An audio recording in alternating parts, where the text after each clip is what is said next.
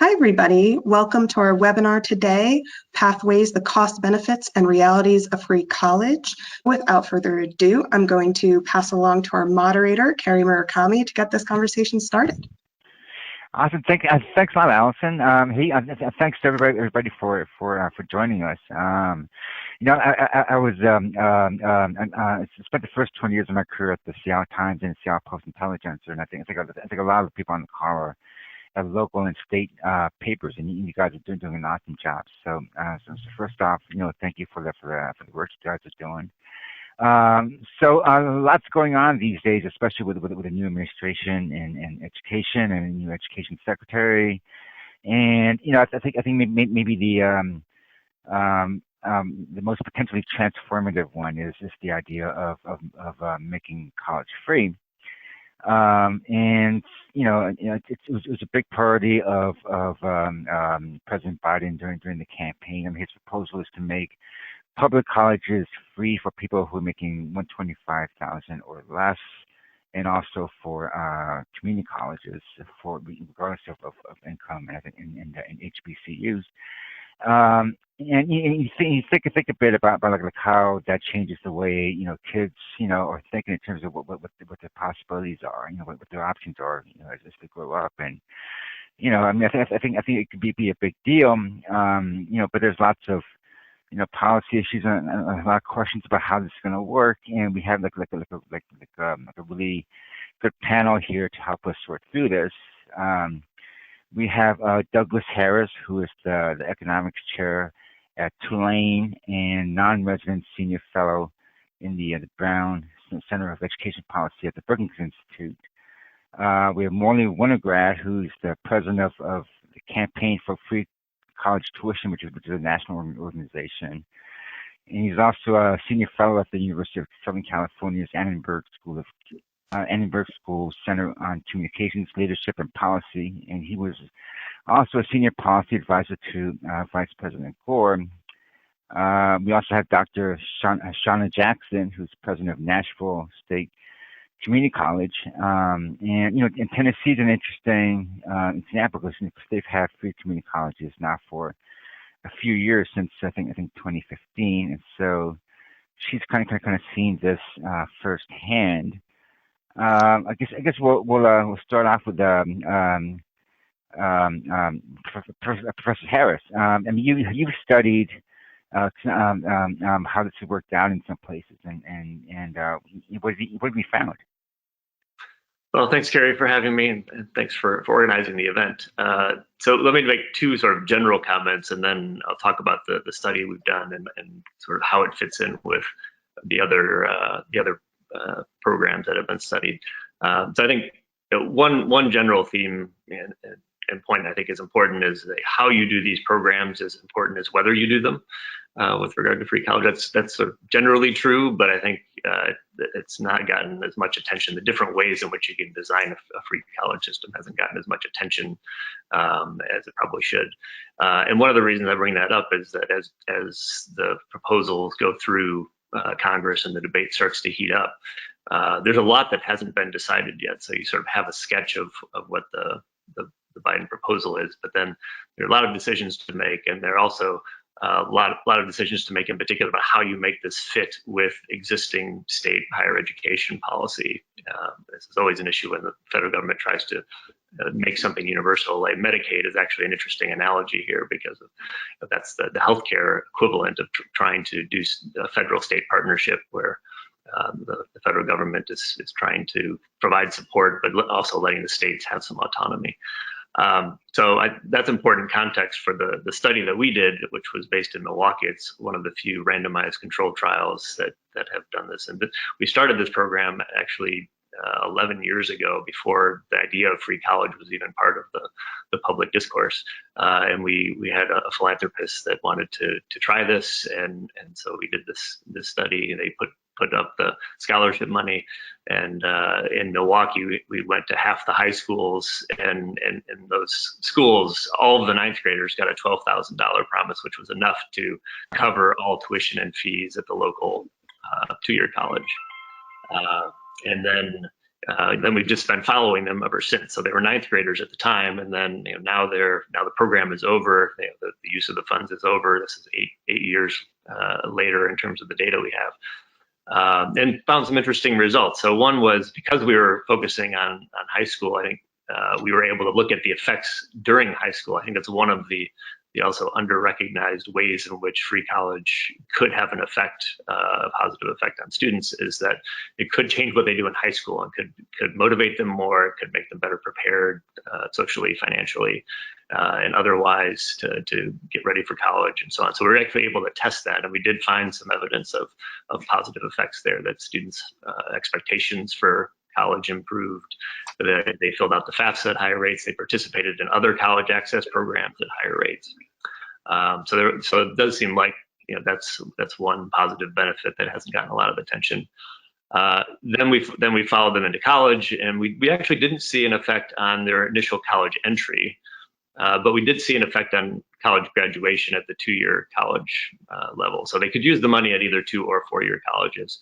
But interestingly, it tended to shift students a little bit towards 2-year colleges, and then help them graduate at higher rates there. And we think what happened was, with regard to the free college framing, is when we sent the money, or sent the offer to students, we said, okay, this is enough to make community college free, but it's not enough to make 4-year college free. So even though it's the same amount of money, it was $12,000 either way, the framing of it as free college and the design of it led them to shift to 2-year colleges anyway, even though it didn't change the relative prices between them.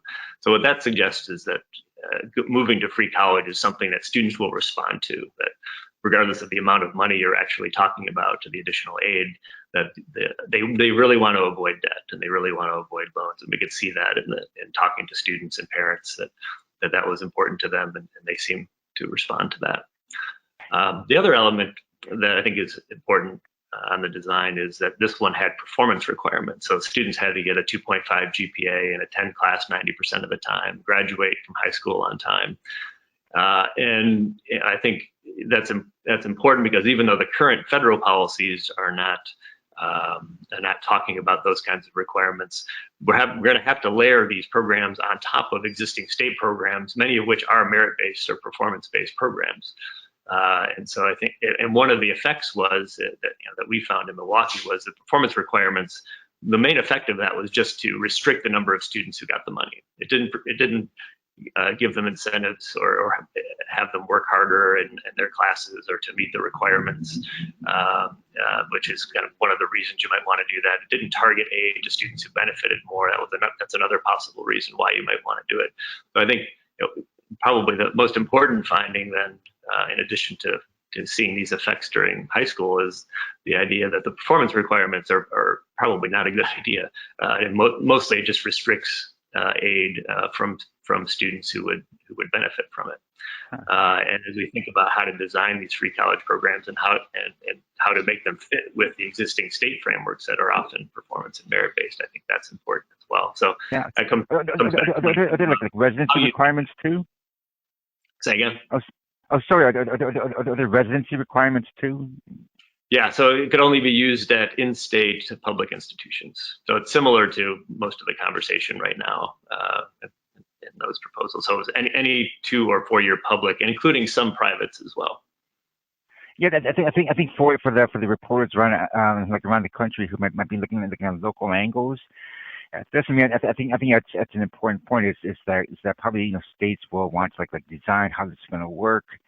And they'll come up with questions like, well, does every kid go to college for free, or are there performance requirements? I think New York had some problems because they have some requirements that they had to like stay in the state, I think for several years after you graduate, because they don't want to make college free and have everybody just leave the state afterwards, right? And so there's also some little interesting policy questions that's going to come up at the local level as we go through this. And sorry for cutting you off, Professor Harris, but let me ask Dr. Jackson, like what have you seen in Tennessee? Well, good afternoon, and thank you for the opportunity to talk about promise from the institutional perspective. I think Allison is going to share some data. There is a statewide annual report, and also I'm a part of the Tennessee Board of Regents system. There's a one-pager on promise. So I don't have a lot of data to share. I wanted to share from you kind of the real perspective from my point of view. So I've had the opportunity to see the impact of Tennessee Promise from 2 community colleges in Tennessee. When Promise launched in 2015, I was in a dean's position at another institution, and I clearly recall that first year, the anxiety, the uncertainty, how we're going to prepare for all these students that we thought we would see when the initial Promise application numbers just continued to rise. So the conversation was about preparing for a large surge in enrollment. And while we did see an increase in first-time full-time freshmen, it was not the double-digit increase we originally projected. So you will see if you look at the statewide data, it's roughly 29% of students who actually fill out applications in the fall as high school seniors that meet the requirements and actually enroll. So that funnel starts to narrow, and that's been pretty consistent throughout the years. I also remember the first year of Promise, there was an overwhelming feeling of hope. And I still feel that as a president, that Promise would positively impact not just enrollment, but educational attainment in the communities we serve. Promise, as many people know, was created under Governor Haslam, but it was to impact workforce development. The real goal is to increase talent pipeline, economic mobility for individuals and families, and economic development for the state. So there's 3 things I think are important to share about Promise from my experience. 1, free college is not free. In Tennessee, there's still a cost for textbooks, transportation, childcare. COVID, we learned technology. And so there's a very real cost for students in urban and rural areas who have to cut back on hours of work to be successful, because our Promise program required 12 hours. And I think the data will show you that that disproportionately impacts low income and minority students. 2, Promise is making a difference, but the question is who benefits? At Nashville State, we see cohorts are completing against their non-Promise first-time, full-time students at about an average of 8%. Most institutions might be seeing larger gains, but there is a significant equity gap between Black and white students. So if I use the systems data, 26% of white Promise students in the cohort of 2017 completed in 5 semesters. For Black students, only 9%. And the last thing I'd like to share is that we have to focus on holistic student supports. Completion, not access, is the goal. So Promise increased access for first generation, low income, academically unprepared minority students. So therefore, institutions must learn how to serve those students better. And I personally believe the colleges have to own their student success. So when I arrived in 2018 as president of Nashville State, I found a college-ready model that students had to be well prepared and know how to navigate. And so we're transforming to a student-ready model. And we've been very focused on holistic supports, like introducing campus cupboards for food insecurity, transportation and childcare needs, making sure that we can meet those things. So those are the 3 things from the perspective of on the ground, that it's not just about access and great free college, all these students will come. It's about making sure we have the supports in place so they can complete, and that it is not so inequitable, that we really take a look at why are our minority students not accessing it, and then if they are, not completing in the same rate.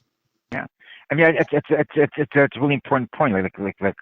Just because you make it easy to go to college, there's a separate question from helping them actually graduate and do well in school, and there's racial inequities that exist now, which will persist, even if college is free. I'm curious, why you think the numbers of enrollments hasn't been as high as the people expected? Like, is it because of structural issues like Professor Harris was talking about, or economic issues, or like what do you think that is? I do think it's a variety of things. I do want to state that what we found with the application process is that guidance counselors, especially that first 2 years, would just take whole classes in a room and sign them up for Promise. So whether they wanted to go or not, they had the opportunity to just fill it out just in case. And so we know that students apply to Promise because they're asked to, not necessarily because they intend to come to a community college. And then there are actually requirements. They have to complete the FAFSA. And Tennessee has been leading FAFSA completion for the past several years. But then there were these requirements about in-person meetings. And a great part of Promise that some people may not know is we actually included community service. So there are different checkpoints that students have to do. And I do want to say that we do get students that are first-time, full-time freshmen that aren't receiving Tennessee Promise because they just didn't do their part, but they still came to college. So that number isn't a total number of how many first-time freshmen we get right out of high school. It's who actually completed the eligibility requirements. And so I think it's the constant communication. I mentor, I'm a Tennessee Promise mentor, where we remind our mentees, don't forget to do these steps, and just not knowing whether or not all of the mentors are consistent about that or students are getting the information in a timely manner. So it's a variety and host of different things. The good school systems, the partnerships that you have, we have just formed one with Metro Nashville Schools, which is our largest, called Better Together. We have a joint venture. We're really working and being very diligent about targeting, even at the school level, making sure that students are getting the information that they need to complete the steps so that they can take advantage of Promise. Fantastic, and Dr. Jackson, thank you so much. And so, Morley, I mean, you've been at the forefront of the free college campaign. I mean, what's the why is this important? Like what what difference will this make? And is this politically popular? I think you guys have done some polling on this. Carrie, it's a great question. We've been running and I founded the Campaign for Free College Tuition, which is a 501c3 nonpartisan operation in 2014. And at the time, we thought we would be pushing something that was good because it was popular and increased economic mobility in America. What we found is that it's not only popular, but it's effective. I have, in my short time, a couple of quick points to make on popular and effective. Next week, we'll be releasing our latest in our quarterly polling on attitudes towards free college tuition. We have created a special link only for those people participating in this webinar, which you can find in your chat, that will take you to a secret site with a preview of the results. And you are welcome to write stories about it, even though it won't be publicly released until next week. But if you wait, there's much more detail coming next week. The bottom line of all that is that the two federal programs that President Biden has talked about and that you referenced, Carrie, in your opening remarks, are enormously popular with the public. They're actually as popular as the American Rescue Plan, and unfortunately at the moment have the same congressional division of support. But among people in America, 81% think that community colleges ought to be tuition free. And that includes 2/3 of the self-identified Republicans. The number isn't quite as high for the 4-year program, even with the means income test as outlined, 125,000, but it's still 72%. And it still includes a majority of Republicans, 53%. So it is a popular program as we anticipated. However, I also want to point the participants to our main website, freecollegenow.org, where you will find a report we issued in January of this year. It's a report done by an econometrician and a corporate consulting kind of economist who took the Biden plan and ran the economic model on what it would mean to the country if it should actually be enacted as proposed. And the results are quite impressive. It would increase community college attendance based upon his research data and modeling by over 1 million people, and almost 1 million would attend and enroll in four-year colleges. Now, because it also decreases the amount of attendance at non-free public colleges, the net effect would be about 2 million more students enrolled.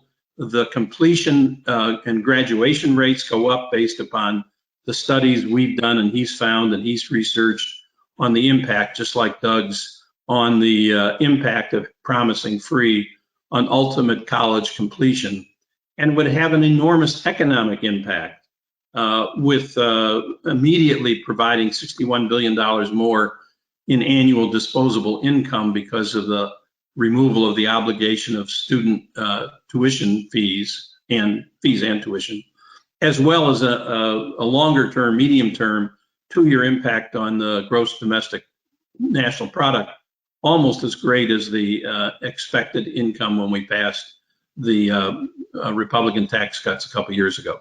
So because it's popular and effective, it will continue to grow. There's lots of stories to be written about in this context at the federal level, at the state level. We have state level polling. The Shapiro report, the economist who did that report for us, shows the data by state if you want to write a local angle on how all this will impact folks. The numbers are there. And all you have to do is go to the website and click. Well, you can look at the momentum map and our complete briefing book about every state program. But if you go to the Shapiro report there, you can click on it. You'll get the summary tables. If you then go deeper, it'll show you the state data. I hope that's all helpful to the participants. Yeah, I think the economic impact is pretty interesting. Like I think the Georgetown Center on Education in the Workplace, had a similar study. And correct me if I'm wrong, but generally, the idea is that if you make college free, more people, have college degrees, and so if you have a college degree, you'll make more money.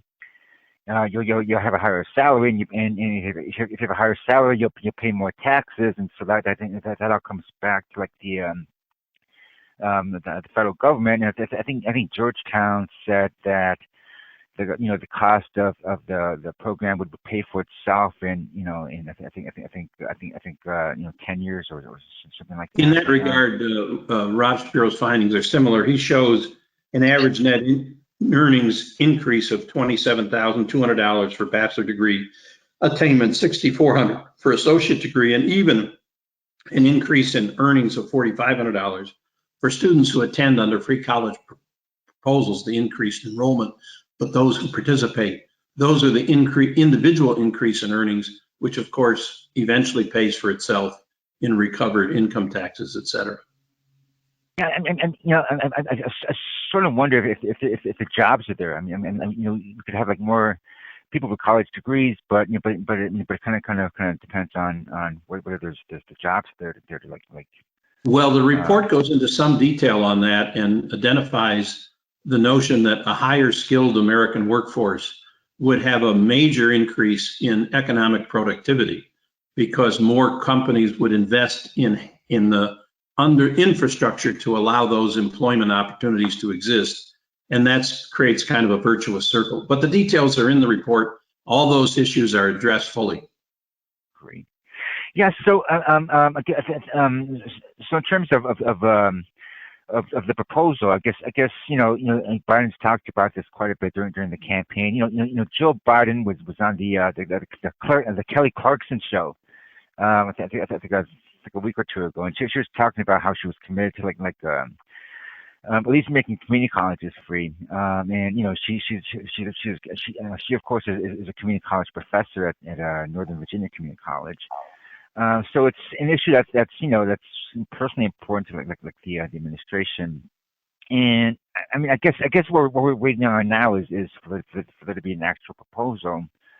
What do you, Morley, or anybody in the panel, what do you think the prospects are for this idea, especially with a 50-50 Senate? What do you think the chances are of free 4-year college, or do you think it's more likely that we'll start with free 2-year college?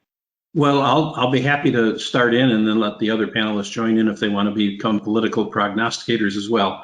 We think that the chances for some part, if not all, of the Biden free college tuition agenda will be addressed by Congress and will succeed in some form or another. We say that obviously because of its popularity that we've already talked about and its economic impact, but in terms of congressional dynamics, you have Bernie Sanders, the chairman of the Senate Budget Committee, who has reached an agreement with President-elect Biden on the free college aspect of the administration's program, and he intends to introduce legislation that encompasses it. And obviously, as chairman of the Budget Committee, he'll be fighting to make the whole thing exist. I think the chances of the community college only part are higher because you have the opportunity. It's not only more politically popular, but it's not very costly at all. It's around about $9 billion. And these days, that's a rounding error in the way Congress is spending. And you also have, of course, if you're following current congressional debate and news inside the Democratic Party, Senator Manchin happens to come from a Republican state that made their colleges tuition free. And so it's likely that it'll be supported by all the Democrats. Whether it gains the Republican support or not will depend both upon how the administration develops its program, as well as whether they decide to do it through a reconciliation process or not. But I think the odds are that this will be a story that the people can write about for at least a year and have some significant outcomes. Sure, and Dr. Jackson, of course, Tennessee's a Republican state, and they decided to like do this. And I think Morley, your poll found that there was majority support among Republicans for the idea, although not as high as Democratic support. That's correct. It's hard to get everybody, but Democrats are in like 90% land in support amongst the public. But yes, the majority of Republicans support the idea of free 4-year with an income means test, but a 2/3 majority support the idea of free community college tuition among Republicans. The independent numbers fall between the Democrats and the Republicans. There isn't any group in the American public who doesn't think that college ought to be tuition free. But just to add to it, I think I agree with everything Morley said. I think the question is what form it passes at this point. Probably not whether it passes. As long as they pursue it during this first 2 years before the next Senate races, it's hard to believe that they wouldn't, given that there actually is a fair amount of Republican support for not. And I don't mean the polling data that Morley is talking about. I mean among Republican senators that there's a fair amount of support for it. So. Given that the Democrats control both houses and the White House, and that this is one of the president's signature agenda items, I don't think there's any question something will pass. But I do think it is important in what form it passes. I totally agree.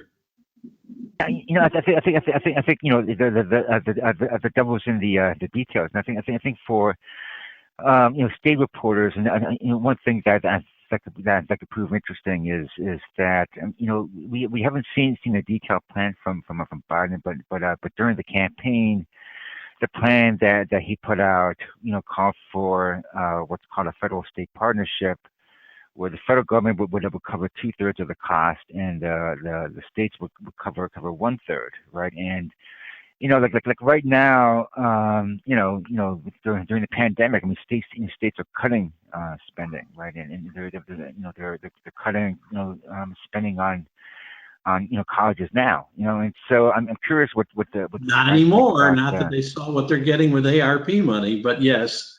That's yeah, but they're not awash in money, and so I'm sort of wondering, how you think that's going to play out if will the states step up and spend the money to do this with the federal government fund them the money initially until the economy improves, or what do you think about this question that's going to face the states?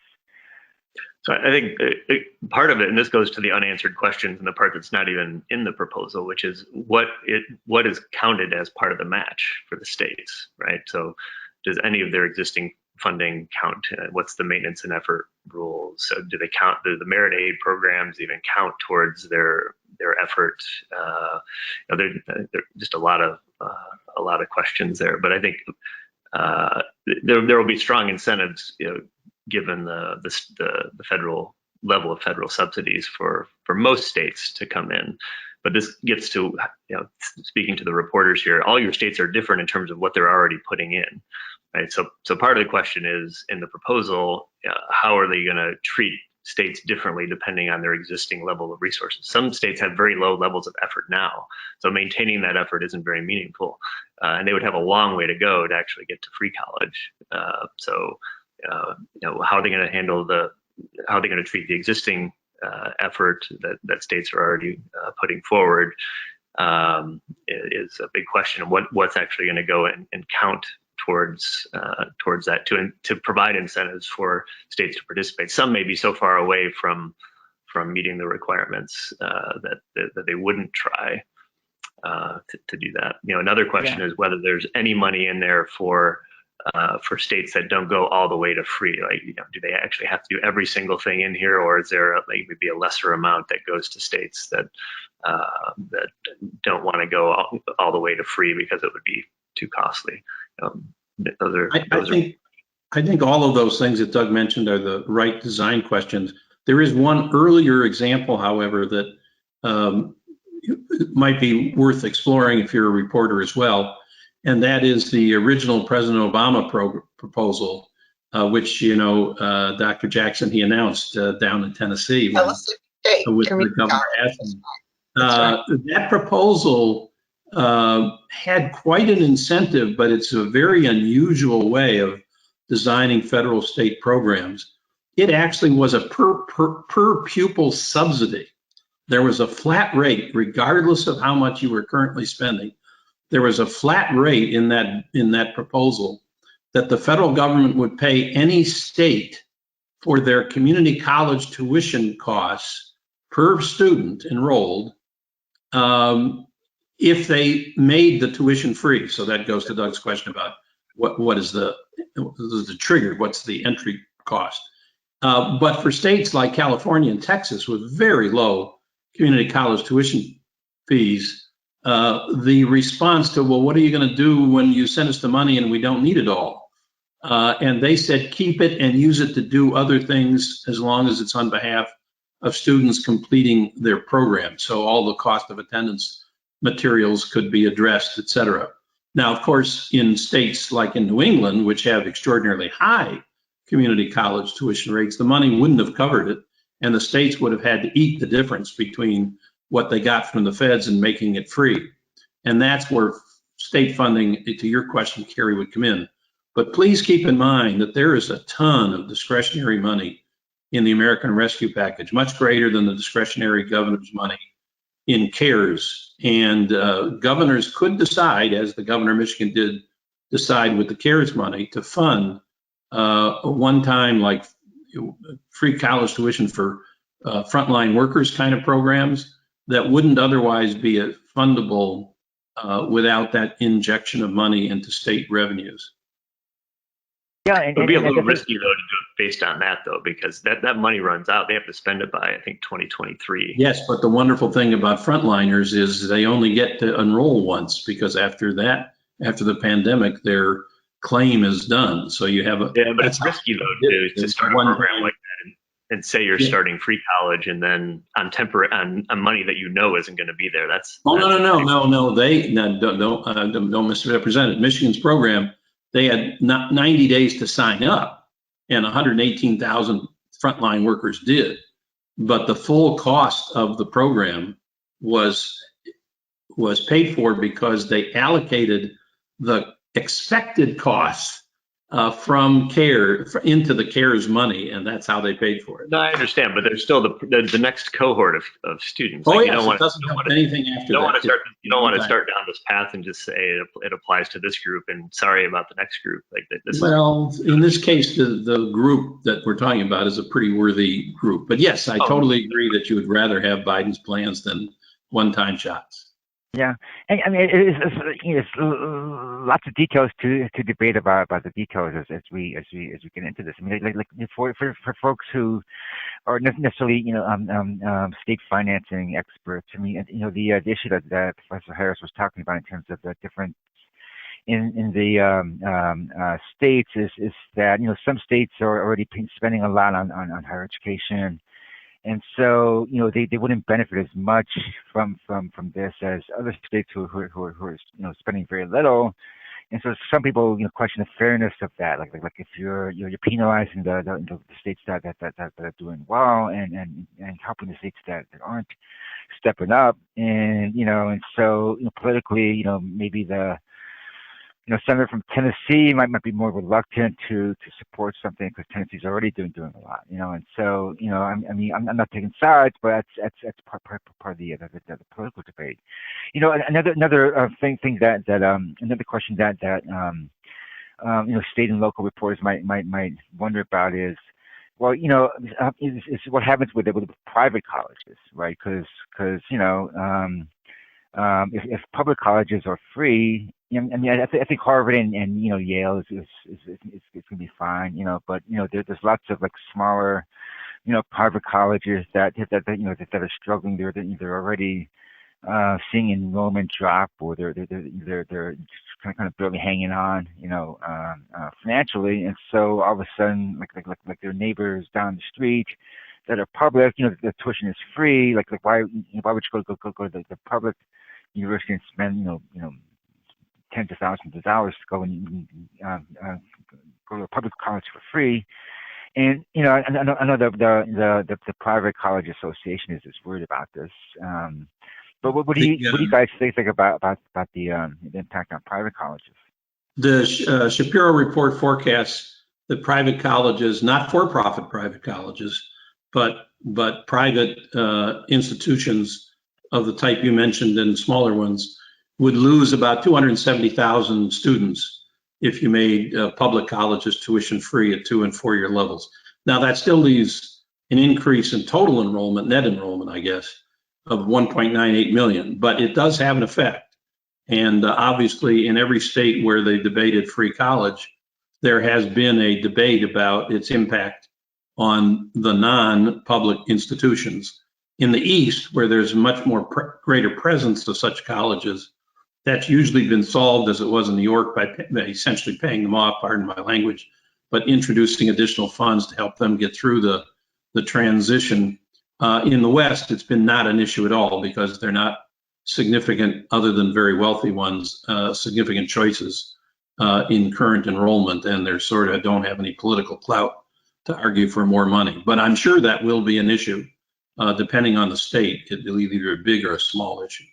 Well, in Tennessee, that of course was a great concern of our private colleges and universities. And the way they structured Promise was not just for the community college or the technical colleges. So we do have 4-year institutions that offer associate degree programs where students can utilize Promise. There are 2 public 4 years that actually already had associate degree programs. And so their students also can use Promise, but only for the programs that are associate degrees. So that was one of the solutions. As a community college person, we were a little concerned that there would be a widespread addition of associate degrees at private and independent colleges, but we did not see that. But there are colleges that are able to take care of Promise if that's where a student chooses as their best fit to go. Absolutely. Yeah, I think the National Association of Independent Colleges and Universities is the association that deals with the private colleges. So they're a good source for more information. I think we're supposed to turn to questions from the reporters now. But one thing I want to point out is that if you make community colleges free, the first 2 years of college free, they can then transfer to a four-year college. So essentially, even if it's a community college plan, you're kind of making it possible for more people to get the first 2 years of college free. So that's important. I think to note. But Allison, do people have questions for us? Yes, we have a few questions coming in. As just a reminder to the audience, you can still submit your questions in your GoToWebinar panel in that questions box. But we have a question here for Dr. Jackson. If you could share a little more lessons that you've learned from managing a community college that has free college. What would other college leaders need to know about this? Is there anything surprising to kind of expand on that a little bit? Sure. Thank you for the question. Again, I think what was originally surprising to us is who came. And so you get the extremely high-end academically prepared student. And so we started looking at things like undergraduate research and honors programs and thinking about that student. But overwhelmingly, you're going to get less academically prepared students.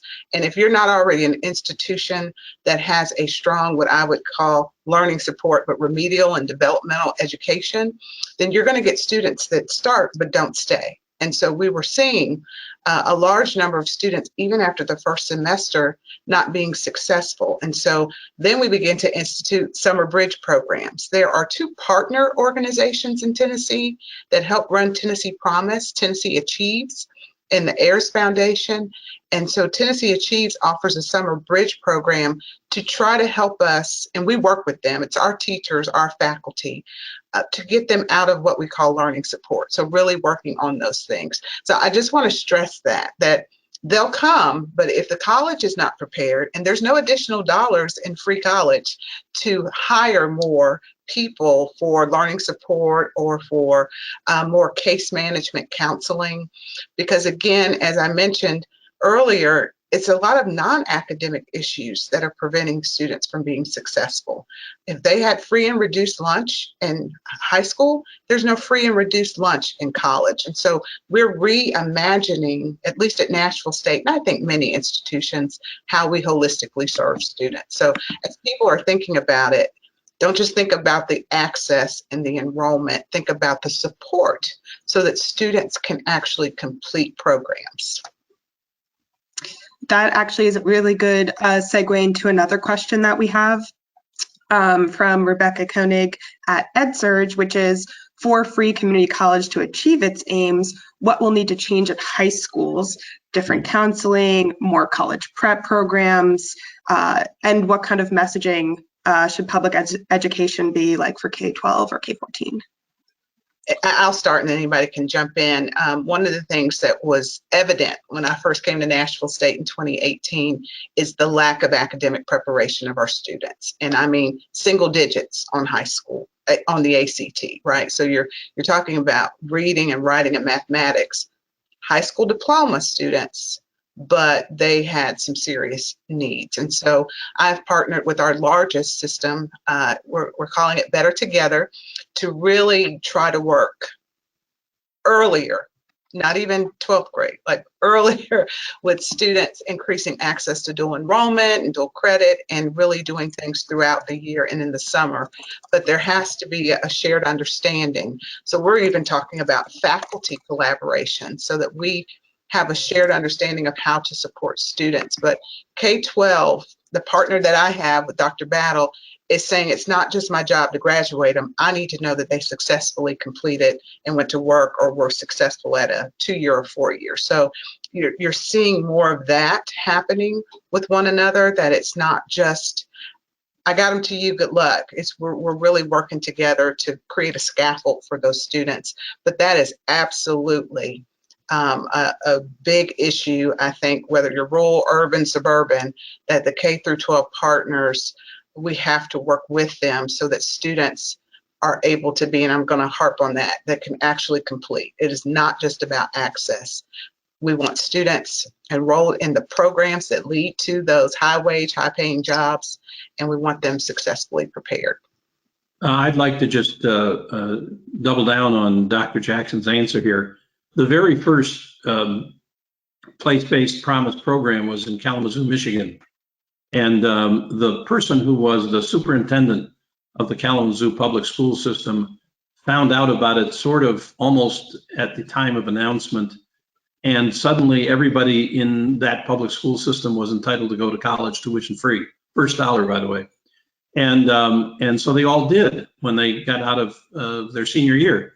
And they showed up at Kalamazoo College, at the local 4-year, Western Michigan, and so forth. And they were as prepared as Dr. Jackson just described them. And so there was total turmoil at the end of the first year because the colleges had no way of dealing with that and that influx of students with that lack of preparation. But the story is exactly what Dr. Jackson just talked about in Kalamazoo, and that is, as a result, the colleges and Janice Brown, who was the superintendent of the public schools at that time, now an emeritus associate of the Kalamazoo Promise itself, undertook a complete overhaul of K-12 education in Kalamazoo so that they never had that problem again. I mean, they didn't get rid of it overnight, but they addressed dealing with the problem. Her description of what was done, just a little place for resource. If you go on our website, you'll find that briefing for state leaders on free college tuition. It encompasses each state's program, but there are some appendices. Janice wrote one about the impact of free college tuition on the public schools of Kalamazoo that might give you an indication of the kind of questions you should ask your local K-12 authorities in terms of whether they're ready for federal free college tuition. Their students ready. I just add one thing to that, and then I have to unfortunately jump off. But I think if you think about it, it's going to change the expectations of the high schools. And a lot of high schools, they don't have high college going rates. They don't have a lot of support for college going. Like in Milwaukee was a good example of that. And if the Kalamazoo case is a good one, where if everybody suddenly expects that that program is going to be there and it's going to be there forever, and it's for them, then it changes everybody's expectations about what they're trying to accomplish and what the students' options are. So I think it can really change and raise students' expectations, and I think that there's sort of a feedback loop or catalyzing effect of that with schools. So I think a lot of that will happen naturally. Schools probably won't be ready at the beginning, but I think as in Kalamazoo, they'll be pushed to respond, and I think they will respond. Thanks, everybody. I do have to run now. Yeah. Thank you so much for joining us. And sorry you have to run, but I appreciate your contribution. Actually, these comments help segue into, I don't know if we've clarified for our audience the difference between a first dollar and last dollar program, just because that will be language I'm sure that will come up in this reporting. So I don't know if anybody wants to clarify for the audience what that difference is. I can talk about Tennessee for certain. We are a last dollar scholarship. So that's why we make FAFSA completion one of the requirements. We have found, and I think if you look at that statewide annual report, it will show you how very little they're actually paying out for Promise, because many of these students are full Pell eligible. And so that is a requirement. We also have, so it's the back end. You put Pell, you put other awards in front of it, and whatever's left, that's what Promise pays for Tennessee. So it's a every state program has modeled itself for the most part on Tennessee's wonderfully crafted and designed program, and therefore their last dollar. There are a couple of exceptions. First of all, Oregon Promise program is the so-called middle dollar program. It pays an amount, I think it's currently $500 for any student whose Pell Grant completely covers their free community college tuition, and they can use that towards the cost of attendance. Connecticut's new program pays $250. Those are the two middle dollar programs. The only first dollar programs beyond sort of community-based programs, California's free community college is in fact a first dollar program. The state pays community college tuition for anyone who goes, and they do have to fill out FAFSA, but whatever Pell Grant money they get, they can use for cost of attendance. And President Biden's proposal is a first dollar program. It would not subtract Pell Grant money from the recipients. They would instead be able to use the Pell Grant money for other costs of attending. So that's the difference between first and last. Yes, thank you for clarifying that. Which I think this segues also nicely into another question we've had, which is talking about, as Dr. Jackson mentioned at the top of this conversation, that free college isn't totally free. And this comment says, heard a lot of anecdotally from families, skeptical of the concept of free college because they assume there must be hidden costs. How have any of you encountered this kind of skepticism, and what's the best way to message free college so that everyone understands accurately what it means and isn't completely turned off, but also knows that there might be associated costs? Maybe Dr. Jackson, you can start, because obviously you have some experience messaging that, and if the rest of the panelists want to add on. Well, my personal experience is being the misunderstanding that there are additional costs. And we try very hard to say, now Tennessee Promise doesn't cover X, Y, and Z. And they don't always hear that. And so it's quite the shock to go and find out your textbook costs are $800, the first week of school, and Tennessee Promise isn't going to pay for that. So I've seen it more on that end, that you have to explain it's tuition and fee free, and that there are additional costs. And I think that's where we're moving as a college, to try to help students with that. And one of the things why I have this moment to say, we've been talking about Tennessee Promise, but we also have Tennessee Reconnect. So we've been focusing on the traditional students when I was talking to you about Tennessee Promise. But in 2018, we started Tennessee Reconnect, which was for the adults. So they get the same tuition and fee free last dollar scholarship, and instead of requiring them to be full-time 12 hours, they just need 6 hours. And so they have 5 years instead of 5 semesters to access Tennessee Reconnect. So I did want to make sure I mentioned Tennessee Reconnect. I would be remiss to do that. But it's the same thing for adults. I think it's more the opportunity cost to them. If I go back to school, think about it, a 17, 18-year-old in my urban setting still working, and they may be working full-time, but I have to be a full-time student, and that doesn't always balance off. So there's something they have to give up, even when it's free to come to college. I'd also like to acknowledge the country's debt to Tennessee on the Reconnect program. This year, actually last year, Michigan adopted a Reconnect program that was basically a carbon copy of Tennessee's, and the state of New Jersey is just codified its law, which is severely family income constrained and means tested at $60,000, but nevertheless is now available to any student, adult, or high school graduate. So that's an important part of how the free college story will evolve post economic recovery. In terms of the message of free, it's even worse in some states than what Dr. Jackson described. Some states pay for free college tuition, but don't pay fees, which is a real bait and switch kind of approach to getting students in the door, because then they are free to raise fees any way they want. But in general, the studies have shown, and in fact, some of the studies that is in the Shapiro report have shown, that when you promise students that the tuition will be free, it has an enormous impact on their interest in enrolling and their actual enrollment and completion. And so even though there are these adjustments, so to speak, a period of adjustment that Dr. Jackson has referenced, as they discover that, they still have to eat, they still have to sleep somewhere, they can avoid the books because, there's open educational resource programs that don't have textbook costs associated with them in community colleges around the country. What it does is it takes away the biggest single new cost.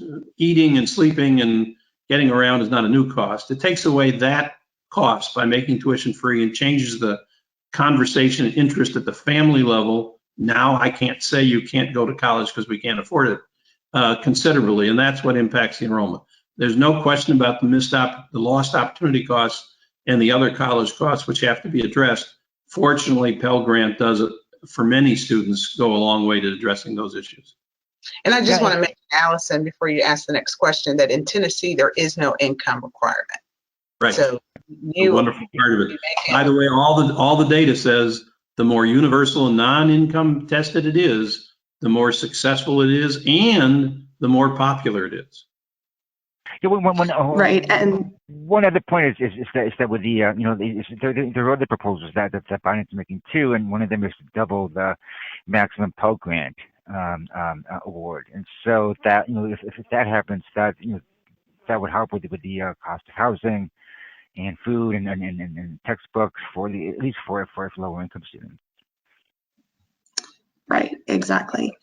And we only have a few minutes left, so I always like to cap our webinars at the end with this question. And maybe I can kind of start with Kerry because he has kind of advanced insider knowledge. But what is one story that you think reporters should be covering about this that is undercovered, or something that you think needs a little more nuance, or just a good headline you think that reporters should be pursuing, or a question they should ask? So I'll start with Kerry, and we can kind of go down the list with Dr. Jackson and then Morley afterwards. But I always like to throw that out for our audience of reporters.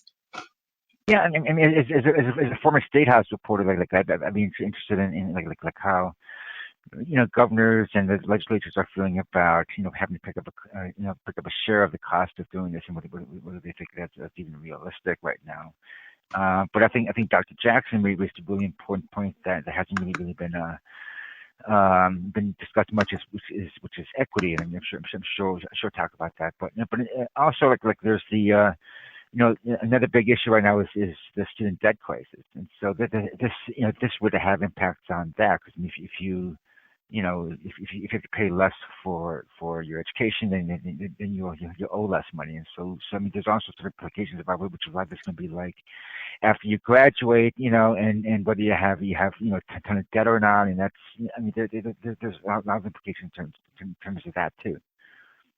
That's 3 or 4, but I would the more the merrier. Yeah, definitely say the equity angle. There's one that's a particular interest to me, so maybe you can help me out, is the post-completion angle. We tell the stories all the time about the students that successfully complete and then they go off to a 4-year, but we don't follow the trail. And I think we all know that at the end of the day, and again, I started with Governor Haslam, it's about talent pipelines and workforce development. And so I wonder, have we really had an impact by making sure the students are in the right programs that lead to the high wage, high demand jobs? So following the trail all the way through to see, did it really change the lives of the student or their families after going through education? I can't miss the opportunity to say there's a way to follow that story. Send me an email. The email address is morley@freecollegetuition.org. We'll invite you to our April 23rd research seminar, where the Kalamazoo Promise, Pittsburgh Promise, and Knoxville Promise, sorry about that, Dr. Jackson, researchers the post-employment benefits that Promise students have received now some 10 years or 6 years after their graduation, and that's an important story. In fact, personalizing this story any way you can is the real important story. The politics are fascinating. The design issues that Doug was talking about are only for the most policy-oriented readers you've got. But every parent wants to know, how in the hell am I going to pay for college? And if I don't, what will happen to my child and their future economic success? And to the degree you can find stories that demonstrate what the impact of free has been, and then follow that into how it can get paid for and what the real costs are, I think you've got a story every reader will want to pay attention to. Great. Well, with that, we are going to end the webinar. So I want to thank our panelists and our moderator again for this really wonderful in-depth conversation. And just as a reminder to the audience, if you could fill out that survey that pops up, it would be so helpful for us. And of course, we maintain editorial control of our panels and our webinars, but we would be remiss to not thank our funders, the Ascendium Education Group and Joyce Foundation, and Strata Education Network for sponsoring this webinar. So thanks again, everybody, for joining this webinar and conversation, and I hope you have a good rest of your day.